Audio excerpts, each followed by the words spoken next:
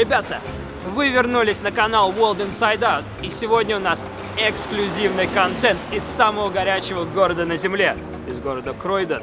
А почему? Потому что у нас появился здесь рядом магазин Бэнкси.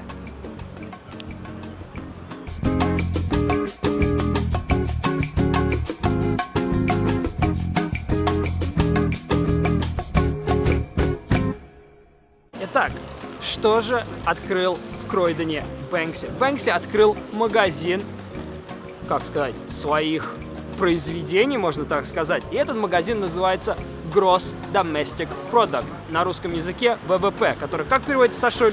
Валовый внутренний продукт. Очень тяжелое слово на самом деле. Очень оригинально на самом деле. А почему он его открыл? Тут есть небольшая легальная история. Или нелегальная, кто его знает. Значит, один из больших сетей открыточных магазинов, да, можно так сказать, специализируется на открытках, решил продавать и использовать бренд Бэнкси, все его творения, и продавать, и с этого иметь, само собой, деньги. Ну, Бэнкси это не понравилось, он посоветовался с юристами, и юристы посоветовали ему открыть магазин, чтобы поставить регистрационную марку на своих товарах. Именно это он и сделал. Он пошел, он открыл магазин, он выставил там свою продукцию, и она будет продаваться онлайн. А теперь давайте я вам расскажу немножко о каждом из экземпляров, которые можно увидеть в этом магазине. В самом начале магазина мы можем с вами увидеть вода, которая вытекает из кассового аппарата сквозь шопинговые корзинки. И мне кажется, то, что это показывает, то, что вода – это самая ценная вещь на Земле. И вот мы с вами продолжаем наш путь по магазину, и мы с вами натыкаемся на маленького младенца в кроватке, и над ним вращается очень много камер. Небольшой факт. В Англии приходится одна камера на 11 человек. Вот так вот, уже за вами следят. Ну а сразу по курсу мы видим очень много часов. И в каждый из часов они выглядят как колесики, и в них бегают крысы. Наверное, это показывает то, что мы, как люди, тоже бегаем в своих колесах и не замечаем, как время пробегает мимо нас. Ну а сзади, как раз уже вне магазина, стоит телефонная будочка такая, где трансформаторы находятся. И на щите как раз нарисован те же самые часы, та же самая крыса. И я думаю, то, что когда-нибудь этот щит кто-нибудь украдет, и это будет стоить миллионы. Так, мы продолжаем с вами курс по магазину, и мы натыкаемся сразу на главный зал, где мы с вами видим две золотые рыбки, и одна из них, как видно, пытается выпрыгнуть обратно в море, ну, а точнее в картину. Видимо, им тесновато в этом маленьком аквариуме. Ну, а потом мы видим то, что лежит тигренок как коверчик.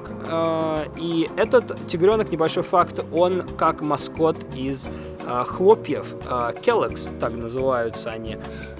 Ну, наверное, опять же, что-то с животными связано, да, то, что, типа, мы на них смотрим как на игрушечек, а потом мы их же убиваем.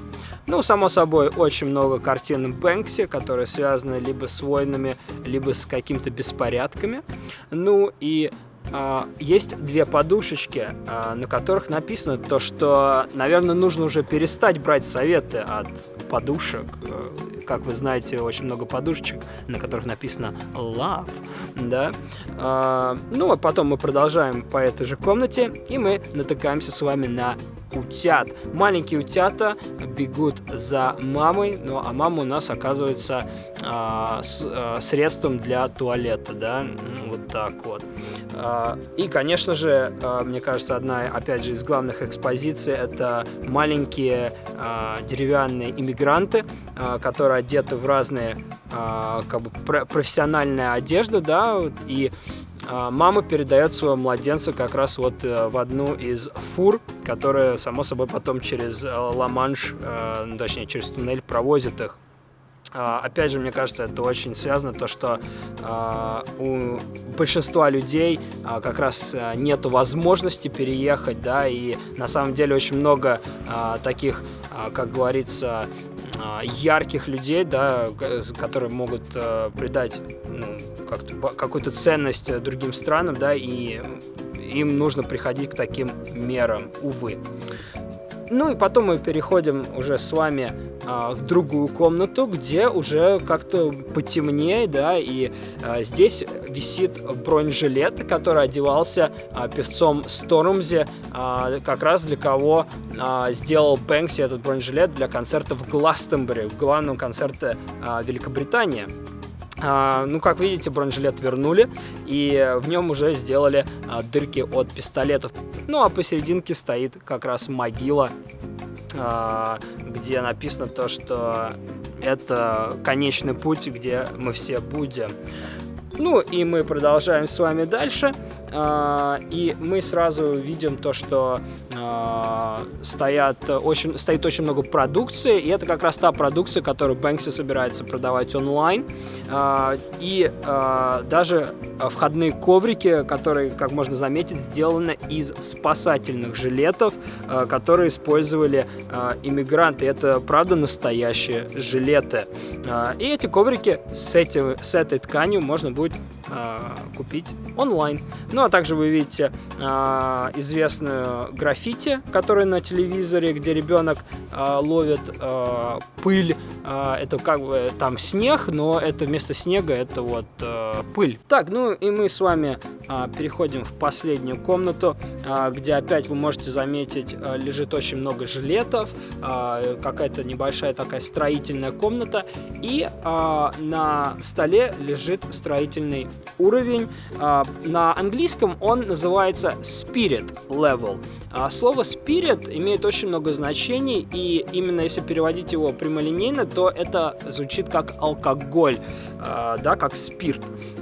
И как бы на нем написано то, что этот инструмент, ну как бы это плохой инструмент, да, и тут шутка именно в том, то, что алкоголь, да, спирт — это плохой инструмент для работы. Ну вот, ребятки, мы с вами посмотрели новый магазин Бэнкси, который, как оказывается, будет открыт всего лишь пару недель, может 3.